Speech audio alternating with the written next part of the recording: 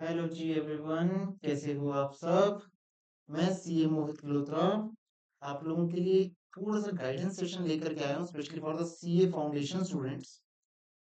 देखो दोस्त, जनवरी 25 में आपके जितने भी बच्चे एग्जाम दे रहे हैं, बहुत रेलेवेंट होने वाला है उनके लिए वीडियो। कोशिश कीजिएगा आप लोग अपने फ्रेंड्स के साथ भी शेयर करें। You have last 30 days in your hand. आज से आपके पास लगभग 30 दिन है।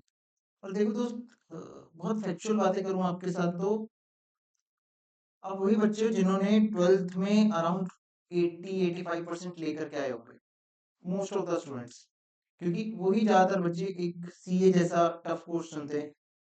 और मेरा मानना ये है, जितना मैंने इस कोर्स को देखा और समझा दोस्तों, कि सीए जैसे कोर्स में ना वो बच्चे नहीं आते जो हार्ड वर्क से डरते हैं। क्योंकि ये पूरा कोर्स ही हार्ड वर्क का है। पूरा कोर्स ही सिर्फ और सिर्फ आपसे मेहनत और मेहनत ही मांगेगा। पैसे का क्या है, पैसे अराउंड इसकी टोटल कॉस्ट अगर आप बैठोगे जोड़ोगे तो शायद से 3 लाख रुपए है 4.5 साल की, तो बहुत नॉमिनल कॉस्ट हुई। अगर मैं इसे किसी और ऐसे कोर्स से कंपेयर कर सकता हूँ जो बहुत ज्यादा वैल्यू एडिशन करता है इंसान की लाइफ में, लाइक एन एमबीए की बात करूं मैं आपसे, या फिर मैं एक सीएफए एसीसीए जैसे प्रोग्राम्स की बात करता हूँ, तो ये comparatively as compare to CA foundation या सीए के पूरे से बहुत महंगे आते हैं। तो टोटल जो मैं आपसे बात कहना चाह रहा हूँ वो ये है कि ये कोर्स मेहनत का है। और आप आज जहां पर खड़े हैं, वहां से आपके दिमाग में सिर्फ और सिर्फ ये होना चाहिए कि मैं कैसे मेहनत बहुत ज्यादा कर सकता हूँ। बहुत ज्यादा का मतलब है कि आप आज की डेट में मिनिमम टू मिनिमम 8 आवर्स तो पढ़ ही रहे हैं इफेक्टिवली। और अगर आप 8 आवर्स पढ़ रहे हैं तो मैं आपको एक बड़ा भाई होने के नाते एक आपको उम्मीद दे सकता हूँ कि हाँ दोस्त, आप पास हो जाएंगे, आप टेंशन इतनी मत लें। लेकिन अगर आपका ये लेस देन 8 आवर्स है, तो आई एम सॉरी, मुझे लगता है कि आपको आठ आपके पास सिर्फ 30 दिन रहते हैं और आप आज भी 8 आवर्स से कम का अपना आउटपुट निकाल रहे हैं पढ़ाई में, अपनी रिविजन्स में, अपने स्टडीज को लेकर के। तो मुझे लगता है कहीं ना कहीं दोस्त दिक्कत है, और ये अभी अगर आपने सुधार ली तो शायद आप सीए फाउंडेशन इस अटेम्प्ट में क्लियर कर जाए। इन केस अगर आप वो बच्चे हैं जो फर्स्ट अटेम्प्ट जिनका फर्स्ट अटेम्प्ट है, मैं उनके लिए भी कुछ चेक पॉइंट्स बताऊंगा कि अगर आपके चेक पॉइंट्स क्लियर हो रहे हैं, आप कोशिश कीजिएगा जब ये वीडियो खत्म हो जाए तो आप उन चेक पॉइंट्स को, या फिर आप वीडियो के साथ साथ उन चेक पॉइंट्स को लिखें। लिखें आप उन चेक पॉइंट्स को अपने हाथ से अपने किसी डायरी के अंदर या किसी रजिस्टर पे, कि जो मैं चेक पॉइंट्स बता रहा हूँ, और उनके आगे टिक लगाएं और देखें कि इनमें से कितने चेक पॉइंट्स आपने कंप्लीट कर लिए और कितने पेंडिंग है, और जो पेंडिंग है उन्हें कंप्लीट करके आए। जो फर्स्ट अटेम्प्ट वाले स्टूडेंट हैं, जो फाउंडेशन का फर्स्ट अटेम्प्ट देने जा रहे हैं, उन्हें मैं बताता हूँ। पहला, क्या आपने अपनी क्लासेस, क्या आपने अपनी सीए फाउंडेशन की क्लासेस आपने जिस भी एक्स वाई जेड किसी भी रिस्पेक्टेड फैकल्टी से ली हैं या किसी भी इंस्टीट्यूट से ली हैं, क्या आपने अपनी क्लासेस कंप्लीट कर ली हैं? कुछ सिलेबस पेंडिंग तो नहीं छोड़ा? कुछ चैप्टर्स तो आपने स्किप नहीं कर दिए हैं? एक्सेप्शनल केस में अगर आपने कुछ करी है तो आपको पता होना चाहिए कि उनकी वेटेज इतनी ज्यादा हाई नहीं है कि जो आपके पूरे के पूरे 100 मार्क्स में मान के चलिए अराउंड 20-25% ही कवर करती हैं। इतनी ज्यादा हाई वेटेज ना हो। अगर आपका कोई 2-5% का कुछ ऐसे चैप्टर्स के साथ दिक्कत है कि सर ये तो नहीं हो पाएंगे हमसे, उन्हें छोड़ दिए तो कोई दिक्कत नहीं है, बट 20-25% ना हो। तो कुल मिलाकर के मैं ये कहना चाह रहा हूँ कि आपने क्लासेस के थ्रू 95% तो सिलेबस अपना कवर कर ही लिया है। ये चेक पॉइंट नंबर 1। सेकंड, क्या आपने हमारे प्यारे क्या आपने हमारे सबके प्यारे आईसीआई के स्टडी मटेरियल के टेस्ट योर नॉलेज के क्वेश्चंस को देखा भी है, या इंस्टीट्यूट का जो डब्बा सा आता है इतना बड़ा, वो ऐसे का ऐसे ही धरा हुआ है? वैसे तो नहीं हुआ। आपको इंस्टीट्यूट के टेस्ट योर नॉलेज के क्वेश्चंस एक बार जरूर गो थ्रू करके जाने हैं। ठीक है जी। अब हो सकता है यहाँ पर आप लोग मेरे से इस बात पे लड़ाई झगड़ा करो कि सर हमें तो हमारे इंस्टीट्यूट हमारे हमने जहाँ से कोचिंग ली है उन्होंने हमें ये जो बुक दी है उसके अंदर सब कुछ कवर है सर, सब कुछ कवर है। भाई ठीक है ना, इसे करने में कोई पैसे लग रहे हैं तुम्हारे? इंस्टीट्यूट का मॉडल खोल करके चैप्टर वाइज आपने चैप्टर की रिवीजन कर ली, बस उसके 10 क्वेश्चन होंगे वहां पर, क्वेश्चन नंबर 1 to 10 आपको एक बार गो थ्रू तो करने की, आपने आपकी आंखों से क्या आगे से क्वेश्चन निकला हुआ है? नहीं है। देखो, मैं आपको एक चीज बताता हूँ, जब आप क्लास 12th 11th 12th दे रहे थे ना, तब तो वहां पर ऐसी चीजें चल जाती थी कि अगर आपने कॉन्सेप्ट को पढ़ रखा है तो आप क्वेश्चंस टैकल कर लेते थे, ठीक है, अकाउंट्स में या फिर मैथमेटिक्स के अंदर। बट सीए में थोड़ा सा हिसाब किताब अलग है। देखो, सीए में आपको 3 घंटे का पेपर है, 100 मार्क्स का पेपर है, ठीक है जी, और आपको कोशिश करनी है मैक्स टू मैक्स आपके मार्क्स चले जाए। अब इसके अंदर अगर कोई क्वेश्चन देखो, मैं आपको बता दूं, आपके क्वेश्चंस लेंथी आएंगे, ये कंफर्म है, हर बार आते हैं, आगे भी आएंगे, ठीक है।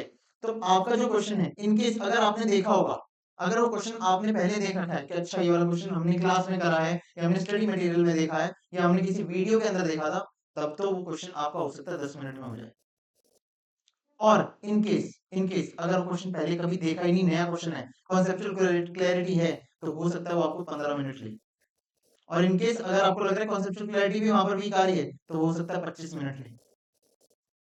देख रहे हो दोस्त, 10 मिनट और 25 मिनट, ये जो 10 मिनट में लेकर के आओगे ना 25 मिनट या 15 मिनट वाले को, ये आपका यही है कि आपने स्टडी मटेरियल के सारे क्वेश्चन गो थ्रू कर रखे हो। आइए जी, थर्ड पॉइंट, क्या आपने रिवीजन प्लान बनाए थे? क्या आपने रिवीजन्स के प्लान बनाए थे? और रिवीजन्स में आपने क्या मिनिमम 2 रिवीजन्स को इंक्लूड करा था? मेरे अकॉर्डिंग मिनिमम 2 रिवीजन्स आपकी हो जानी चाहिए। कोशिश करें कि अभी भी 30 दिन है, आप एक 2 रिवीजन का प्लान तो अभी भी बना सकते हैं, ठीक है। मिनिमम 2 रिवीजन तो आप करके ही जाएं फुल सिलेबस की बिफोर योर एग्जाम। अच्छा, चौथा पॉइंट हमने 3 पॉइंट करे। पहला, आपकी क्लासेस 95% मिनिमम कंप्लीट होनी चाहिए। अगर आपकी 100% है तो बहुत ज्यादा बढ़िया बात है दोस्तों। आईसीए के स्टडी मटेरियल के आप सारे क्वेश्चन एक बार गो थ्रू करेंगे। रिवीजन आपने मिनिमम 2 रिवीजन प्लान अपने बना रखे हों। मुझे कमेंट्स में बताइएगा अगर आपको यहाँ पर कहीं मेरी जरूरत है, आपको लगता है कि मैं आपके लिए रिवीजन प्लान आपके बनाऊं कोई 25 डेज के अप्रॉक्स, तो मुझे आप अगर कमेंट करके बताएंगे तो मैं कोशिश करूंगा आपके लिए वो भी बना दूं। अच्छा, चौथा पॉइंट, क्या आपने रिवीजन रिवीजन टेस्ट पेपर, क्या इनके बारे में सुना? क्या इन्हें देखा?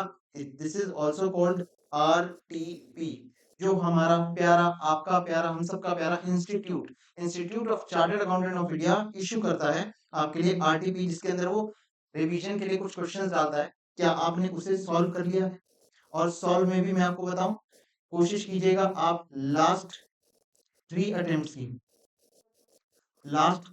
अटेम्प्ट्स की आरटीपी आप सॉल्व करके जा रहे हो, ठीक है जी। ये आपके, देखो, मैं एक और बात बताता हूँ आपको।